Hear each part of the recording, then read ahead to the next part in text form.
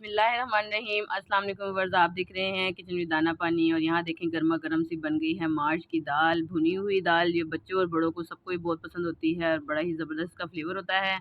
कुछ रेसिपीज़ में हल्दी वगैरह का इस्तेमाल नहीं होता, लेकिन मेरी फैमिली जो बनाते हैं तो वो हल्दी वाली दाल पसंद करते हैं। लेकिन मैं इसकी 2 से 3 रेसिपी मज़ीद हैं जो आपको आगे चल के दूँगी इंशाल्लाह।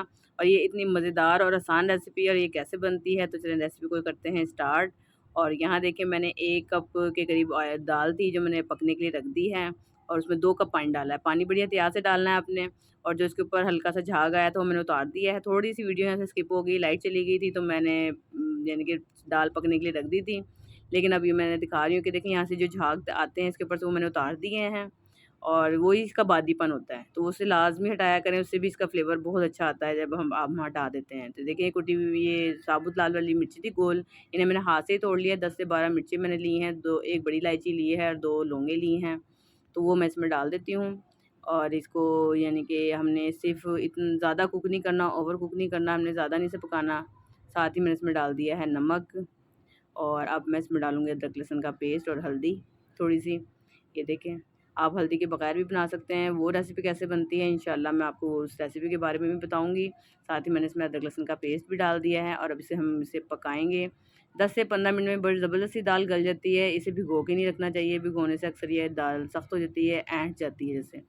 आजकल तो गर्मियाँ हैं, कभी सर्दियों में हम भिगो के रख देते हैं और पानी बहुत ज़्यादा चिल्ड हो जाता है, तो ये फिर दाल अच्छी नहीं बनती। तो आप इसको डायरेक्ट ही पकाने के लिए रख दें, धो के अच्छी तरीके से।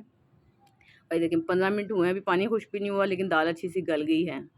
तो इस दाल का ये है कि दाल खड़ी-खड़ी तो होनी चाहिए, लेकिन जब आप इसकी बाइट बनाएँ तो दाल बंधी हुई भी हो, ये ना हो दाल बिखरी-बिखरी ना हो, ऐसी नहीं होनी चाहिए, ठीक है? तो ये दाल गल चुकी है, अभी मज़ीद अभी इसमें पानी है, उसमें पक रही है, तो यहाँ पे मैंने ऑयल डाल लिया है पैन में। इसमें थोड़ा-सा ऑयल ज़्यादा डाल जाता है और मुझे इसका प्याज़ का इसके अंदर यानी कि तड़का पसंद है और मैं थोड़ी-सी ज़्यादा प्याज़ पसंद करती हूँ। तो इसमें मैंने डाल दी है एक दरमियानी साइज़ की प्याज़ स्लाइस में कट करके और इसको मैं फ्राई करूँगी गोल्डन होने तक। तो ये इतनी सिंपल और आसान है, झटपट रेसिपी है, 15 से 20 मिनट लगते हैं और दाल पक के तैयार हो जाती है। और यहाँ पे जो देखें दाल तैयार है, यहाँ पर पानी देखें हल्का-हल्का सा मॉइस्चर आपको इसके अंदर नज़र आ रहा है, बड़ी अच्छी सी सॉफ्ट हो गई है। अब इसमें डाल दूँगी हरा धनिया। हरा धनिया ज़रा खूब सारा अच्छा लगता है इसमें, साथ ही इसमें कटी हुई अदरक और हरी मिर्चों का जो फ्लेवर आता है और कटी हुई कच्ची जो अदरक डलती है इसमें, वो तो कमाल ही लगती है, यकीन करें। आप इसे ज़रूर बनाइएगा गर्मियों की दोपहरों में, तो ये ऐसे खाने बहुत मज़े के लगते हैं।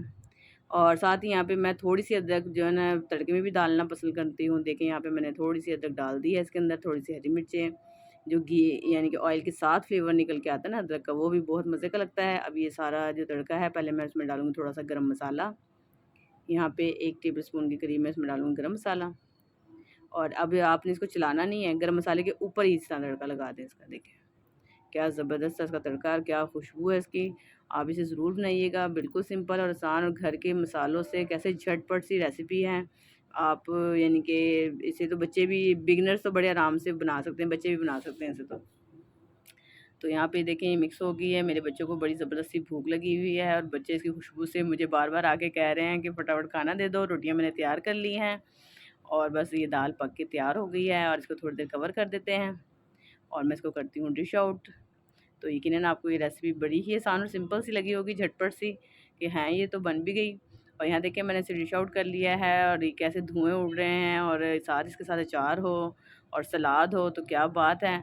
और रेसिपी पसंद आई हो तो इसे लाइक और शेयर ज़रूर करा करें और मुझे कमेंट्स में ज़रूर बताया करें जनाब आपको मेरी रेसिपी कैसी लग रही है। और इसके साथ मुझे दें इजाज़त। अल्लाह हाफ़िज़।